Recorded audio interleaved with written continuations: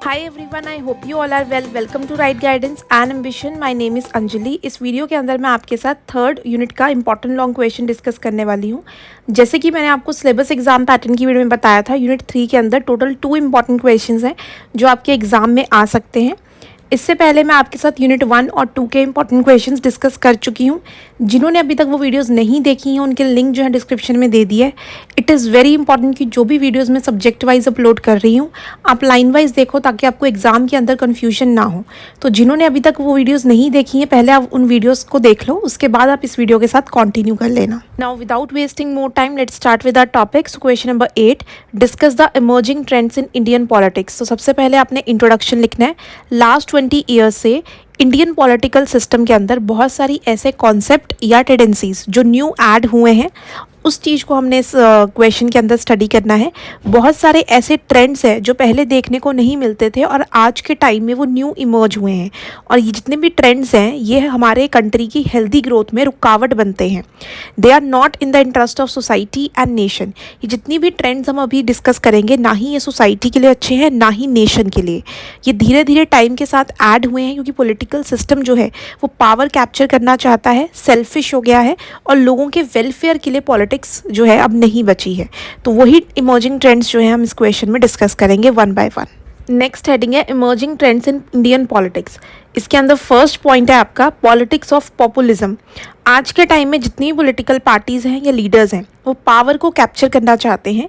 In the populist politics the politician and the political parties appeal to the sentiments and aspirations of the common people. Populist politics के अंदर जितने भी politicians हैं, political parties हैं, वो लोगों के सेंटिमेंट्स को हर्ट करते हैं और जो उनके एस्पिरेशंस हैं उसको टारगेट करते हैं और इसके थ्रू जो है वो पॉलिटिकल सपोर्ट गेन करते हैं। अब वो करते कैसे हैं ऐसे? By raising slogans and symbols.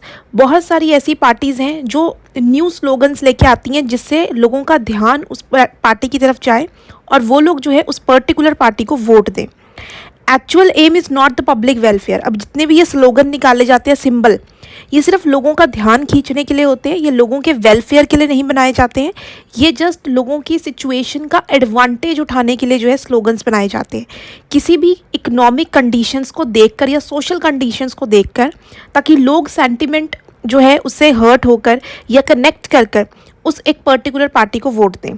जैसे कि गरीबी हटाओ, bring Indira, save the country, vote Indira, bring prosperity, democracy versus dictatorship. तो ये सारे स्लोगन्स जो हैं स्टार्टिंग से लेके आज तक जितनी पॉलिटिकल पार्टीज़ हैं ये सब पॉलिटिकल पार्टीज़ जो है स्लोगन्स और सिंबल्स को रेज करती हैं। सेकेंड पॉइंट है पॉलिटिक्स ऑफ एजिटेशन, कि आज के टाइम में ये बहुत ट्रेंड देखा गया है कि जिस भी कम्युनिटी या फिर ग्रुप की बात नहीं मानी जाती वो अपना रोष प्रदर्शन करते हैं, जिसके अंदर स्ट्राइक्स, हंगर स्ट्राइक्स, सिटी बंद, स्टेट बंद, भारत बंद, रैलीज, डेमोन्स्ट्रेशन एंड धरनास, ये सब किया जाता है ताकि सरकार जो है उनकी बात सुने और उनके फेवर के अंदर जो है पॉलिसी निकाले। अगर इंडिया के अंदर एजिटेशंस और वेपन्स जो हैं ऐसे यूज़ होते रहे तो इससे वायलेंट इंसिडेंट्स जो हैं वो बढ़ जाएंगे और ये एक खतरनाक सिचुएशन है किसी भी गवर्नमेंट के लिए और इंडिविजुअल वर्क के लिए। इससे हमारी जो राजनीतिक और सामाजिक स्ट्रक्चर है उसको नुकसान हो सकता है और कंट्री जो है उसकी डेवलपमेंट में एक रुकावट बन सकती है एजिटेशंस। थर्ड पॉइंट है फैक्शनलिज्म। फैक्शनलिज्म का मतलब होता है division with in the political party, कि किसी भी पॉलिटिकल पार्टी के जो मेंबर्स हैं वो अलग होकर खुद की पार्टी बना लेते हैं।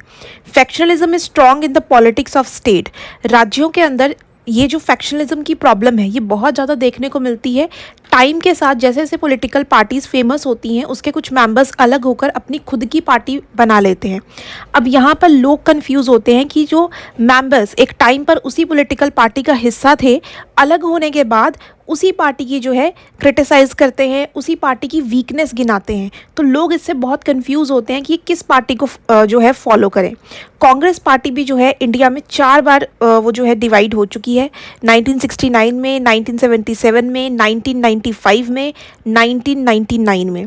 CPI party, communist party of India, ये भी 1964 में डिवाइड हुई थी और इससे अलग होकर मेंबर्स ने CPIM, communist party of India, Marxist को बनाया था। ऐसे ही जो जनता दल पार्टी है वो भी 6 टाइम्स जो है डिवाइड हो चुकी है। तो ये फैक्शनलिज्म की प्रॉब्लम जो है इंडिया में इंक्रीज होती जा रही है टाइम के साथ, तो ये कंट्री की डेवलपमेंट में अगेन एक प्रॉब्लम क्रिएट कर रही है। फोर्थ पॉइंट है पॉलिटिसाइजेशन ऑफ कास्ट। इंडिया के अंदर आज के टाइम में 3000 से ज़्यादा कास्ट और सब कास्ट प्रेजेंट हैं और इनमें से ज़्यादातर कास्ट और सब कास्ट जो है सोशली एंड इकोनॉमिकली बैकवर्ड है। आज के टाइम में कास्टिज्म जो है एक इम्पॉर्टेंट मुद्दा बन गया है पॉलिटिकल पावर को गेन करने का। अब जितनी भी पार्टीज़ हैं वो अपनी पॉलिसीज़ और प्रोग्राम्स इस तरीके से बनाते हैं कि वो बैकवर्ड कास्ट को बेनिफिट करे, कि जब इलेक्शन आएंगे तो वो सारे कास्ट के लोग उस पर्टिकुलर पार्टी को वोट देंगे। तो यानी कि कास्ट जो है आज वोट बैंक बन के रह गया है पर्टिकुलर पॉलिटिकल पार्टीज़ का। और जितने भी पॉलिटिकल लीडर्स हैं वो पॉलिटिसाइजेशन ऑफ कास्ट इसलिए करते हैं ताकि उनका सेल्फिश मोटिव पूरा हो सके।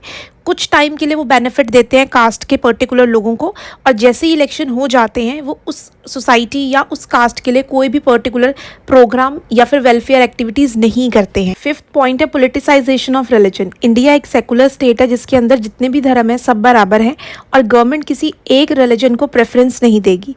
बट यहाँ पर कई बार क्या होता है पॉलिटिकल पार्टीज़ जो है लोगों की रिलीजियस सेंटिमेंट्स को एक्सप्लॉइट करते हैं ताकि वो लोग एक पर्टिकुलर पार्टी की तरफ अट्रैक्ट हों और उस पॉलिटिकल पार्टी को सपोर्ट करें धार्मिक मुद्दों पे। जैसे कि बीजेपी जो है वो रिस्पॉन्सिबल है politicisation of Hindu religion, Muslim league Islam religion और अकाली सिख रिलीजन। तो बहुत बार ऐसा किया जाता है लोगों का वोट हासिल करने के लिए। सिक्स्थ पॉइंट है कंट्रोलिंग द प्रेस। इंडिया के अंदर प्रेस जो है कम्प्लीटली फ्री नहीं है, उस पर बहुत सारे कंट्रोल्स हैं। जैसे कि बहुत सारे न्यूज़पेपर्स जो हैं वो इंडस्ट्रियलिस्ट और कैपिटलिस्ट के कंट्रोल में होते हैं। अब वो लोग वही न्यूज़ या फिर एजेंडा दिखाते हैं जो उन लोगों को बेनिफिट करे। और बहुत सारे ऐसे न्यूज़पेपर्स हैं जो पॉलिटिकल पार्टीज़ पब्लिश करवाती हैं जिससे उनका आउटलुक जो होता है वो ब्लर होता है, वो कम्प्लीटली पता नहीं लगता कि वो किस चीज़ के बारे में बात कर रहे हैं, क्या पॉलिसीज़ और प्रोग्राम्स लेके आए हैं, क्योंकि जो पॉलिटिकल पार्टीज़ कहेंगे वो न्यूज़पेपर के अंदर वही पब्लिश करेंगे। कुछ न्यूज़पेपर्स ऐसे होते हैं जो रीजनल लैंग्वेज में छपते हैं, जो लोकल इशूज़ की बात करते हैं, पूरे इंडिया की बात नहीं करते, जिससे उनका जो आउटलुक है वो बहुत नैरो है, जिससे लोगों को पूरे इंडिया के अंदर क्या हो रहा है वो पता ही नहीं लगता। और बहुत बार सेंसरशिप की जाती है, यानी न्यूज़पेपर्स को, रेडियो, टेलीविज़न, इन सबको रोका जाता है कि आप ये न्यूज़ नहीं छाप सकते या नहीं दिखा सकते हो। और इसके अलावा जितनी भी कॉपीज़ होती हैं न्यूज़पेपर की उनको भी बैन किया जाता है। तो इसीलिए हम कह सकते हैं जो प्रेस है, जो मीडिया है, उसको टोटली कंट्रोल किया जाता है आज के टाइम में और पब्लिक ओपिनियन है वो लोगों का बन नहीं पाता। नेक्स्ट पॉइंट है controlling the local self government. अब यहाँ पर इंडिया के अंदर 3 तरीके की गवर्नमेंट्स वर्क करती हैं। फर्स्ट है सेंट्रल गवर्नमेंट जो दिल्ली में है, जो पूरे इंडिया के लिए वर्क करती है। सेकेंड नंबर पे स्टेट गवर्नमेंट्स होती हैं जो स्टेट के लिए वर्क करती हैं। और तीसरे लेवल पे आती हैं लोकल सेल्फ गवर्नमेंट जिनके अंदर म्यूनसिपैलिटीज़ जो शहरों में होती हैं और विलेज पंचायत जो गांव में होती हैं। अब यहाँ पर जितनी पॉलिटिकल पार्टीज़ है और गवर्नमेंट है इन लोकल सेल्फ गवर्नमेंट्स को कंट्रोल करते हैं। अब पिछले कुछ सालों से ये टेंडेंसी देखने को मिल रही है कि जितनी भी रूलिंग पार्टी है, चाहे सेंटर की चाहे स्टेट की, वो हमेशा लोकल सेल्फ गवर्नमेंट को कंट्रोल करती है। जुरिस्डिक्शन जहाँ तक वो कानून बना सकते हैं उसमें वो लोग इंटरफेयर करते हैं। वो ऐसा इसलिए करते हैं ताकि जो भी वहाँ पर ऑपोजिशन पार्टी है वो उनके इन्फ्लुएंस में ना आ जाए और रूलिंग पार्टी को क्रिटिसाइज़ करना ना शुरू कर दे। तो वो जो लोकल सेल्फ गवर्नमेंट है वो हमेशा रूलिंग पार्टी के ही फेवर में रहे, इसीलिए वो लोग उनकी वर्किंग में इंटरफेरेंस करते हैं, जो कि डेमोक्रेसी के लिए बहुत ही डेंजरस सिचुएशन है। क्योंकि अगर लोकल सेल्फ गवर्नमेंट इंडिपेंडेंट नहीं होंगे तो लोगों को कैसे पता लगेगा कि कौन सी पॉलिसी सही है, कौन सी पॉलिसी गलत है।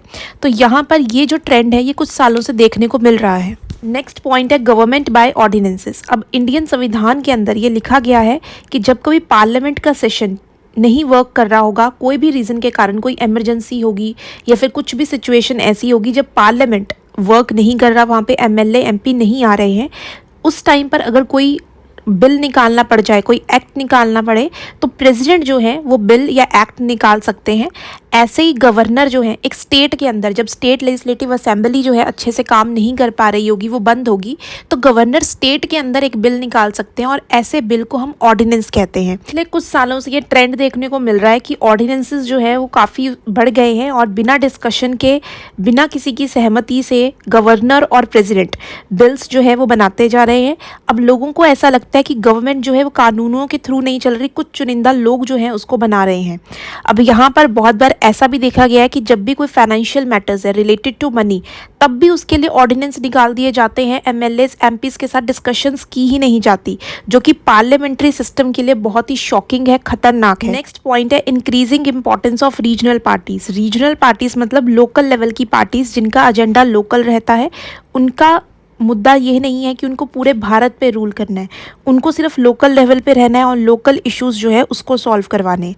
तो इंडिया के अंदर टाइम के साथ ये जो रीजनल पार्टीज़ है इनका नंबर बढ़ता जा रहा है, जो कि हमारे डेमोक्रेसी के लिए ख़तरनाक है, क्योंकि जितनी रीजनल पार्टीज़ बनेंगी उतना ही जो सेंटर के अंदर किसी पार्टी को पावर में आने के लिए प्रॉब्लम होगी, उतना ही उनको अलाइंसेस बनाने पड़ेंगे। आज के टाइम में अगर कोई भी पार्टी चाहती है सेंटर में आना, तो उसको रीजनल पार्टीज़ को साथ में लेना पड़ेगा, क्योंकि रीजनल पार्टीज़ बनने से लोगों के वोट बट जाएंगे, और जब लोगों के वोट बटेंगे तो किसी भी एक पॉलिटिकल पार्टी को मेजॉरिटी नहीं बनेगी। तो मेजॉरिटी ना बनने से उनको अलाइंसेस बनाने ही पड़ेंगे, और अलाइंसेस सरकारें जो होती हैं वो अच्छे से वर्क नहीं कर पाती, क्योंकि उसके अंदर 10 या 15 पार्टीज़ मिलकर सरकार चला रही हैं। इसीलिए जो रीजनल पार्टीज़ है आज रीजनल लेवल पे भी इंपॉर्टेंट रोल प्ले करती हैं और नेशनल लेवल पे भी इंपॉर्टेंट रोल प्ले करती हैं।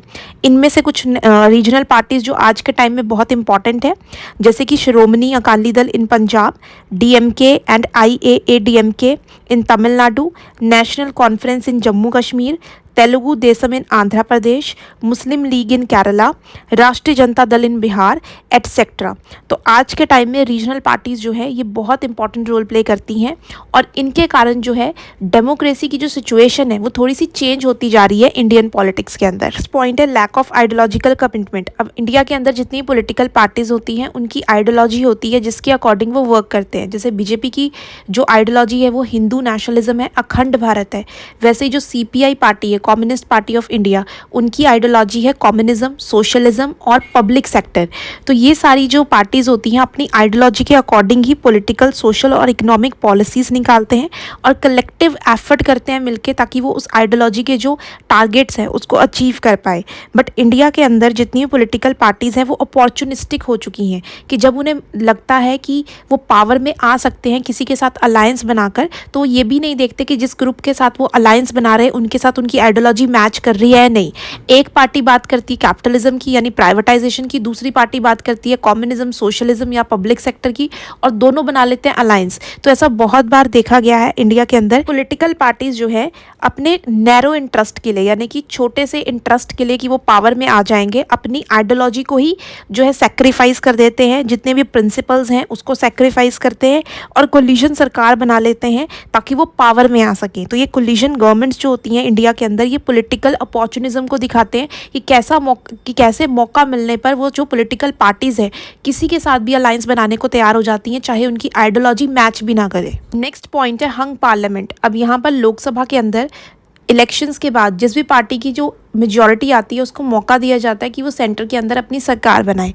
बट अगर किसी भी पॉलिटिकल पार्टी की मेजॉरिटी नहीं आ पाती लोकसभा के अंदर और वो सरकार नहीं बना पाते, उसी को ही हम हंग पार्लियामेंट कहते हैं, कि कोई भी क्लियर मेजॉरिटी के साथ नहीं जीता है और अब जो है सरकार को क्या बनाना पड़ेगा, कोलिशन गवर्नमेंट, यानी 4 या 5 या 10 पार्टीज़ को मिलकर सरकार चलानी पड़ेगी। बहुत ही डेंजरस सिचुएशन है कंट्री के अंदर, क्योंकि इसके अंदर कोलिशन गवर्नमेंट में जब भी कोई ग्रुप बनाएगा उसके खुद के इंटरेस्ट होंगे हर पॉलिटिकल पार्टी के, तो अच्छे से वो वर्क जो है नहीं कर पाएंगे इंडिया के लिए। ये जो प्रॉब्लम है हंग पार्लियामेंट की तभी सॉल्व हो सकती है अगर इंडिया के अंदर कम पॉलिटिकल पार्टीज होंगी। जितनी ज़्यादा पॉलिटिकल पार्टीज होंगी उतने लोगों के वोट बटेंगे, उतने ही हमें जो है पार्टीज को मिलकर जो है सरकार चलानी पड़ेगी। तो इसका एक ही सॉल्यूशन है कम पार्टीज का इंडिया में होना। Hung parliament leads to political instability and opportunistic politics. अब हंग पार्लियामेंट होने से पॉलिटिकल पार्टीज़ के पास एक अपॉर्चुनिटी है कि वो दूसरे पार्टीज़ के एमएलए एमपी को खरीद सकते हैं, उनको अपने फेवर में ला सकते हैं ताकि वो सेंटर में पावर में आ पाए। नेक्स्ट पॉइंट है क्रिमिनलाइजेशन ऑफ पॉलिटिक्स, की पॉलिटिक्स के अंदर क्रिमिनल रिकॉर्ड के जो लोग हैं उनका इंक्रीज होना। अब यहाँ पर इलेक्शन कमीशन जो पूरे इंडिया में इलेक्शंस करवाते हैं, उन्होंने ये सर्वे करके बताया है कि 11th लोकसभा जो इलेक्शन हुए थे उसके अंदर 40 मेंबर्स लोकसभा के अंदर और 700 मेंबर्स जो स्टेट लेजिस्लेचर असेंबलीज में थे उनका क्रिमिनल बैकग्राउंड था या फिर उनको पनिश किया गया था किसी क्रिमिनल एक्टिविटी के लिए। अब ये लोग जो है इलेक्शन में जीतते हैं अपनी मसल पावर और लोगों को डरा धमकाकर, और बहुत बार ये देखा गया है कि पॉलिटिकल पार्टीज इन्हें टिकट इसीलिए देती हैं ताकि वो इलेक्शन में जीत सके। तो इस तरीके से जो लॉ ब्रेकर है वही लॉ मेकर बनते हैं, जो कि इंडिया के लिए खतरनाक है। नेक्स्ट पॉइंट है personality cut in Indian politics. All the political parties revolve around the great leaders. आज के टाइम में जितनी भी पॉलिटिकल पार्टीज हैं वो उनके लीडर्स से जानी जाती हैं। लोग जो है किसी पॉलिटिकल पार्टी को असेस करते हैं उनके पॉलिटिकल पार्टी के लीडर से, ना कि उनकी बनाई हुई पॉलिसीज़ और प्रोग्राम से। यही ट्रेंड अगर हम देखें कि कांग्रेस पार्टी जो है उसने कितने सालों तक इंडिया में डोमिनेंस किया, क्योंकि बहुत सारे ग्रेट लीडर्स जो है उस पार्टी से बिलोंग करते थे, जैसे कि पंडित जवाहरलाल नेहरू, डॉक्टर राजेंद्र प्रसाद, सरदार वल्लभ भाई पटेल, मौलाना अब्दुल आज़ाद, लाल बहादुर शास्त्री। तो ये सारे लीडर्स जो थे एक टाइम पर कांग्रेस के मेंबर्स थे और जिसकी वजह से कांग्रेस पार्टी ने डोमिनेट किया इंडिया में। दूसरा एग्जाम्पल है जब जनता पार्टी जो है सेंटर में जीती थी कांग्रेस के खिलाफ। पहली बार ऐसा हुआ था कि सेंटर में कांग्रेस पार्टी ना जीतकर जनता गवर्नमेंट जीती थी, और वो इसलिए हुआ था क्योंकि जयप्रकाश नारायण जो थे उन्होंने कांग्रेस पार्टी को क्रिटिसाइज किया था, इंदिरा गांधी की सरकार की जो वीकनेसेस हैं लोगों को बताई थी। तो जयप्रकाश नारायण की ग्रेट पर्सनालिटी के कारण जनता पार्टी जो है वो जीती थी 1977 के अंदर। लास्ट पॉइंट है पॉलिटिक्स ऑफ ऑब्स्टिनेंसी। जब रूलिंग पार्टी मेजॉरिटी में वोट जीतती है लोकसभा के अंदर, तो जितनी भी ऑपोजिशन पार्टीज हैं उनकी एडवाइस नहीं लेते हैं, उनके सजेशंस नहीं लेते हैं, ना ही उनके साथ डिस्कस करते हैं कोई भी बिल या एक्ट निकालने से पहले। और सेम सिचुएशन वही पार्टी क्रिएट करती है जब नेक्स्ट इलेक्शन के अंदर ऑपोजिशन पार्टी जीत जाती है और वो रूलिंग पार्टी हार जाती है। तो वो पार्टी भी उन्हें प्रॉपरली काम नहीं करने देती, उनकी जो डेली रूटीन के वर्क है उनमें प्रॉब्लम्स क्रिएट करती है। तो ये पॉलिटिक्स इस तरीके की जो है खतरनाक हो सकती है इंडियन डेमोक्रेसी के लिए, क्योंकि जितनी भी पॉलिटिकल पार्टीज़ हैं वो एक दूसरे के जो काम है उसको प्रॉपरली करने नहीं देते। ऐसा हमने 1991 के अंदर भी देखा था कि जितनी भी ऑपोजिशन पार्टीज़ हैं उन्होंने बॉयकॉट किया था, वो प्रेसिडेंट की स्पीच सुनने नहीं आए थे, और उन्होंने ये रीज़न दिया था कि प्रेसिडेंट के स्पीच के अंदर कोई भी इकोनॉमिक प्रॉब्लम्स जो हैं उसका मेंशन नहीं है, जैसे कि अनएम्प्लॉयमेंट, प्राइस राइज, तो इसीलिए वो स्पीच सुनने नहीं आए हैं। जबकि रीज़न कुछ और था, वो लोग उस पार्टी को सपोर्ट नहीं करना चाहते थे। I hope you will find this video informative and helpful. If you have any doubt related to this video or syllabus, please comment below. Share this video with your friends and subscribe the channel so that you will get the notification on time. All the best achievers. Have a nice day.